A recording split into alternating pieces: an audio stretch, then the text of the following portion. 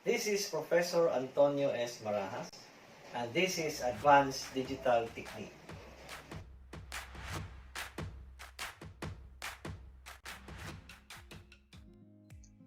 Our discussion for today is about memories.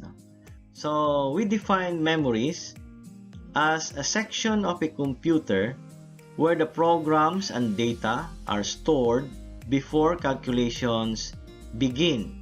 It is equivalent to billions of registers, each register storing a binary word. Now, there are two basic types of memories. You have the primary memories, or sometimes called the internal memories, and these are RAM and ROM, or random access memory, and the read-only memory. And the other one is the secondary memory, or sometimes called the external memory, an example of which is your hard drive, flash drive, CD, and others. Okay, so these are the two basic types of memory. Okay, so we go now first to our primary memory. In this particular case, the read-only memory, or ROM.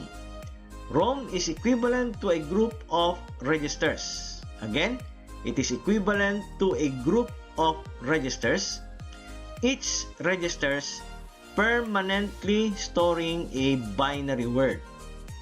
Okay? By applying the right control signals, we can read the word stored in any register. Again, take note that ROM is equivalent to a group of registers. And it could be, when you say group of registers, it could be in millions or billions of registers. And by applying the right control signal or the address, for example, on a particular register, we can read the content of a particular register and make it appear at the output terminal of your read-only memories. For example, if you have a particular address, which addresses register R sub 1,025,000, then the content of that particular register can be shown at the output, or can be read at the output of your read-only memories. Again, the ROM permanently stores a binary word. Okay, so for example, when you turn on your computer, for example, na kay mga makita nga mga characters, no, mga pila ka unsayang memory, and so on, what type of computer you have, and so on and so forth, no. And these are actually stored in your read-only memories. These are data which are permanently stored in your read-only memories. For example, also in your cell phone, when you turn on your cell phone, there are characters that can be found in your cell phone, and those are data which are permanently stored in your read-only memories. Okay? So, ROM, dili siya pwedeng masudlan og virus, because you can only read the content of a particular register in your ROM, but you cannot write. Meaning to say, ang virus magod, pwede mo nato na siyang write into a particular register, atong i-load dito sa particular register. But this time, your ROM will not allow it, because you cannot write into your read-only memories. Okay, so katong mga data nga nakastore sa imong ROM, permanent to siya, gi-kuan to siya, no? Gi-program to siya daan sa particular nga manufacturing company sa which produces read-only memories, no. Kani nga mga data pod, mao po ni siya ang gihatag sa mga nanginahanglan o ROM, no. Kanang for example, the Acer company wants this particular data stored in the ROM, no. So it becomes permanent, dili siya pwedeng mailisan. That is how ROM works. Okay, so what we have here is an example of a diode ROM with on-chip decoding. Okay, so we have here the diodes, and then this one here is what we call the on-chip decoding, which uses inverter and AND gates. Okay, so this is how it works.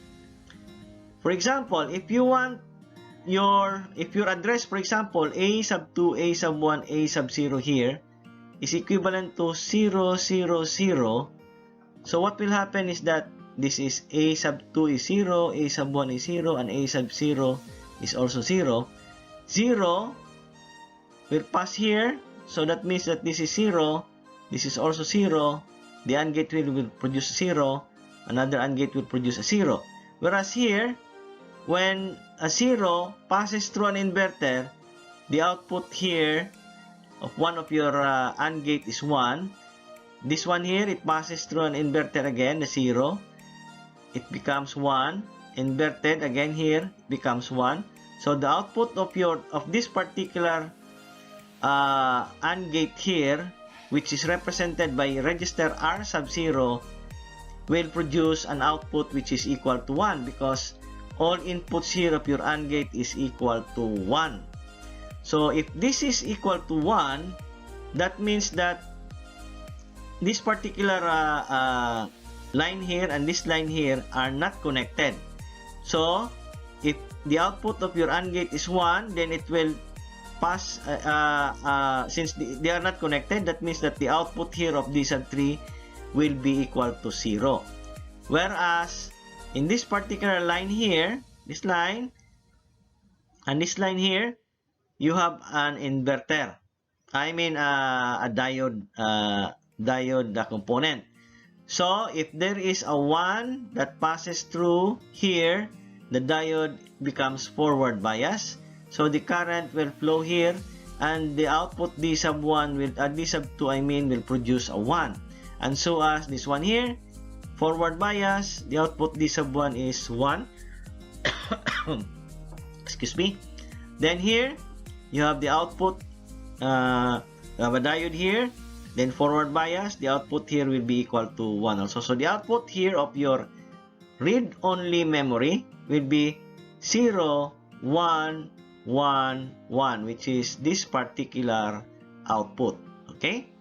So that the output again, by the way, the output of your ROM is represented by D sub 3, D sub 2, D sub 1, and D sub 0.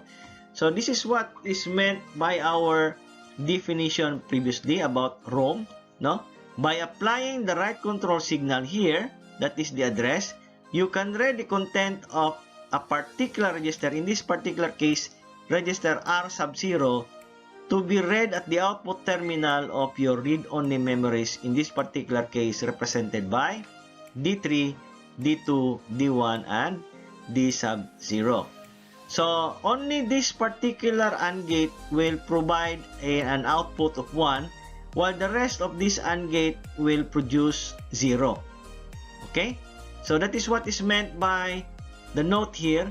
The address of the word is the same as the subscript of the register storing that word. What does it mean?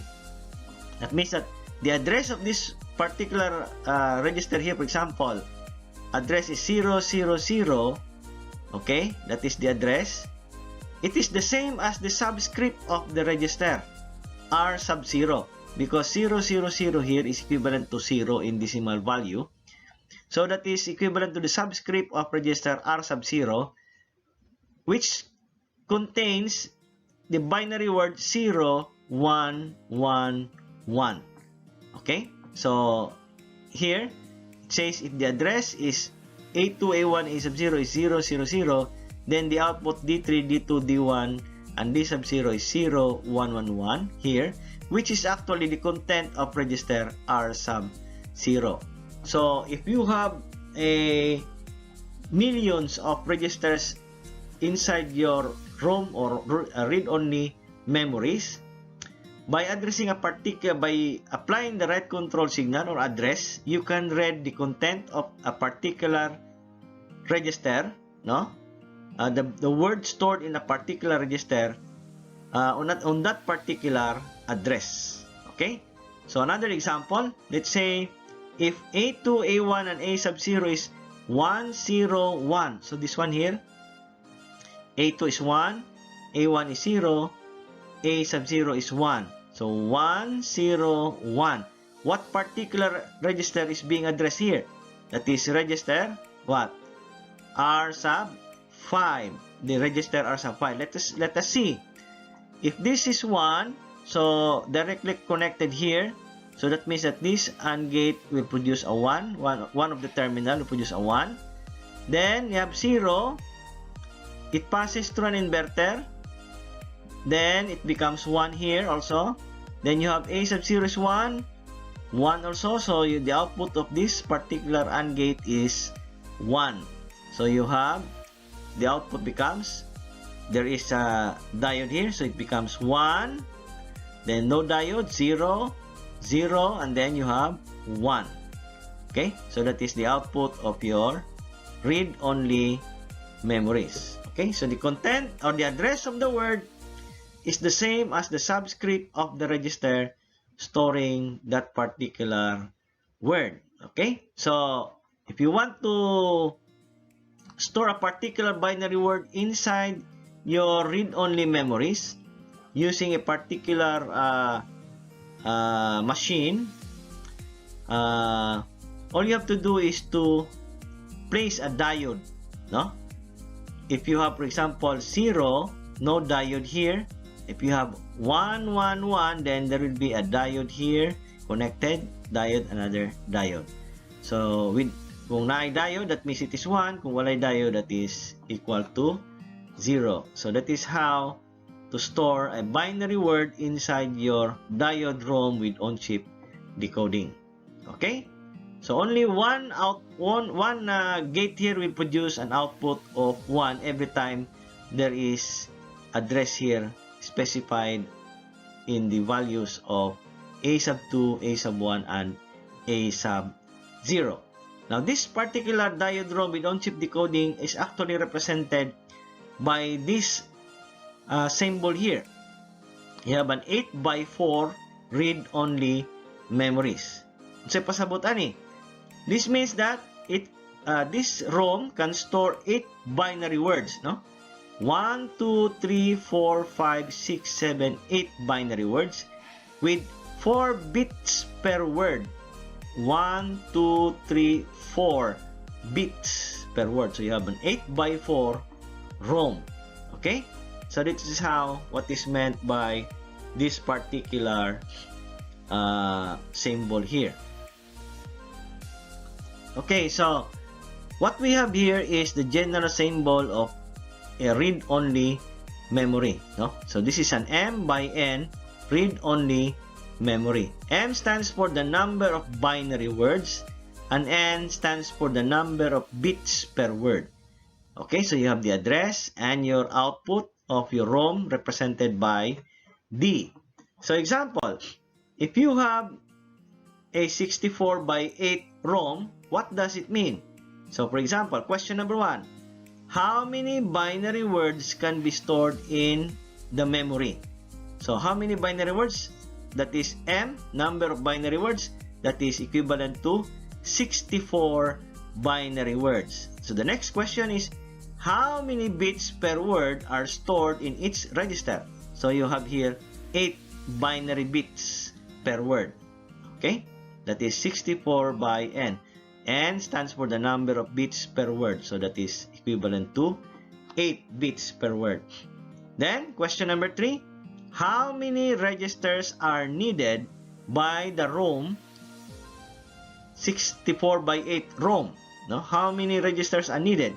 So you need how many registers? 64 registers to store 64 binary words. And these registers are represented by R sub 0 to R63. Okay, the next question. How many bits does the output word has?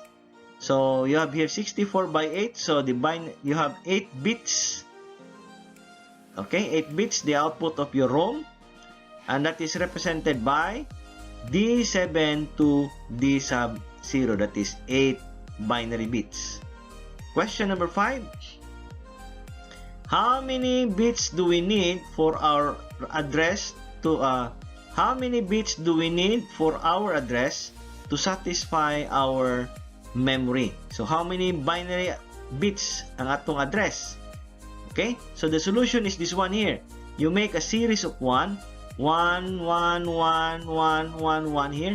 Then you represent it with the decimal equivalent. You have 1, 2, 4, 8, 16, 32. Okay? So you add all of this, the decimal values. The equivalent is 63. Okay? So 63, you have 1, 1, 1, 1, 1, 1 here, which is the maximum address. And you add here 0, 0, 0, 0, 0, 0. Then you will have a total of 64. You have 0, 0, 0, 0, 0. That is equivalent to 1 signal or 1 address plus 63 addresses. You have 64 addresses. Okay, 64 binary words that can be addressed by this particular number of bits. So how many bits? You have 1, 2, 3, 4, 5, 6 bits. Okay, that's the answer here. 6 bits from A sub 5 to A sub 0. That will be your address here. Okay, so that is how your general symbol of your ROM works.